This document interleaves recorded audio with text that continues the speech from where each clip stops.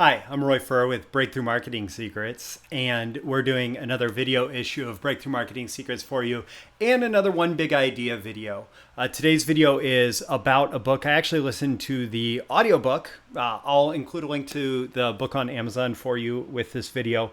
But the book is Willpower Doesn't Work by Benjamin Hardy. Willpower doesn't work. So if you've been thinking about your productivity a lot, which I know especially a lot of my audience are freelancers or writers, are people who are constantly trying to level themselves up to another level in their career, in their life, in their business. If you've been thinking about productivity and willing yourself to achievement, willing yourself to do the things that you know you should do, willing yourself, and actually this doesn't even have to apply to business, it can apply to diet and to exercise and all of that. If you're thinking about willing yourself to do those things that will lead you to living a better life, you can stop. You can stop trying to use your will to achieve things. So what works? If willpower doesn't work, what's the premise? What's the one big idea that you can take away from this book that will change your life immediately and that you can dive deeper into by reading the book, or if you're like me, listening to the book on Audible? So the big idea is that as much as we in especially America or the West in an individualistic culture want to believe that our product or our success is a product of who we are. This is the actually called the fundamental attribution error in psychology. It is not necessarily our internal characteristics that shape our outcome. Rather, it is our environment that shapes us that leads to the outcome that we most desire. So, you actually hear Warren Buffett, one of the things that he most attributes his success to is the fact that he won the genetic lottery, that he was born and grew up in Omaha, Nebraska as a white male when he was at the beginning of a massive growth in the stock market, and that he happened to have a career that paralleled that, and he calls it winning the genetic lottery. And there's something that's very true about that. Now, there is also something liberating in Willpower Doesn't Work, and in Warren Buffett's case, and in my own case, that we also have the power to choose and to shape our environment. So I was actually also, I also grew up as a white middle class male in Omaha, Nebraska, like Warren Buffett, and I recognize that played a huge factor in some of the opportunities that I had access to, in the education that I was able to get, in the values that I adopted from those around me, in lots of different things, and the environment that I have found myself in and have actually worked to proactively put myself in has contributed significantly to my success. So once you recognize this, once you recognize the power of the environment, and actually this even goes back to genetics. Like, we used to believe that that DNA was like the source code for life and for how any organism would grow. But what we've actually figured out is that if you put cells into certain environments, that DNA could actually produce a bone, or that DNA could produce muscle tissue, or that DNA could produce a brain. And there's a whole new science that's developed in the last couple decades called epigenetics. That is, how do environmental factors influence the expression of genes? And so the genes matter. You as an individual matter. The way that you think matters. But also all the time, everything that you are exposing yourself to, whether that's this video or what you read on a daily basis, the news you consume, whatever, the food you eat, all of that is contributing to who you are in this moment and who you are going to be going forward. And so once you become aware of that, once you become aware that your environment, you are a product of your environment, the question then becomes, how can you change your environment to create a better product. Instead of relying on your own willpower to create a better outcome for yourself, how can you use very limited willpower in the moment? Because willpower, yes, willpower can cause you to do things, especially in the short term. But how do you use a small amount of willpower, a small amount of mental energy and effort expenditure to create a different environment that makes it easier and more automatic to succeed?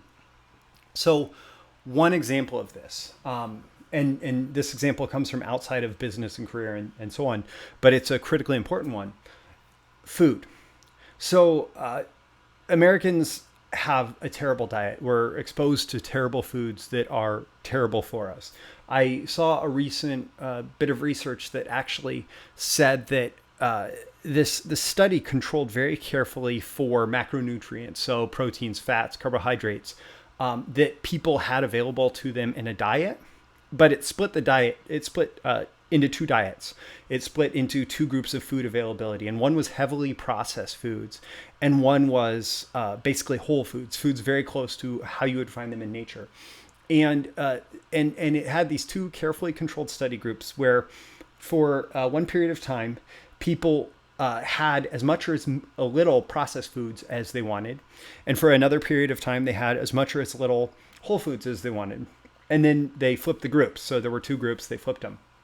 And what they found was those processed foods continuously, like, people chose to eat about 500 calories a day more worth of processed foods, and like didn't report being more hungry or more full or anything like that. It was just that they were automatically consuming 500 calories a day more, which, if you know anything about research, 1 pound of fat is 3,500 calories.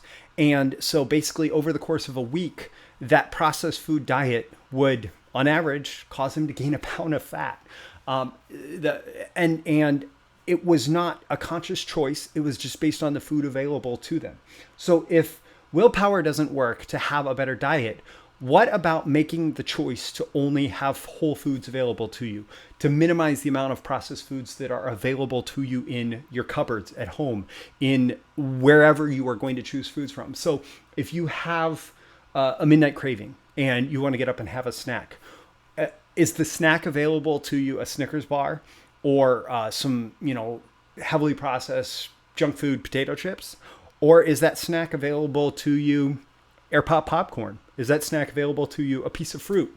I know that if you love your processed foods, you're hating me right now. But that choice of what you have in your environment is a very short-term choice, or even the choice to eat hungry or to go grocery shopping hungry versus going grocery shopping after you've just had a good meal. What you choose in the grocery store is going to be influenced by that factor of showing up hungry. And so what factors go on in your environment that you don't think about that contribute to your choices? I know that personally for me, when I want to have a productive day at work, one of the things that's really helpful for me is to actually just go to a coffee shop, not be in my home office. As much as I love working from home, having a home office that I can work from, that's kind of my space to get work done at home, sometimes it takes me actually just changing my environment in order to achieve that productivity, in order to enjoy that different experience. And so there are lots of things in your environment that lead to productivity. What kind of team are you building around you? What kind of peers are you building around you?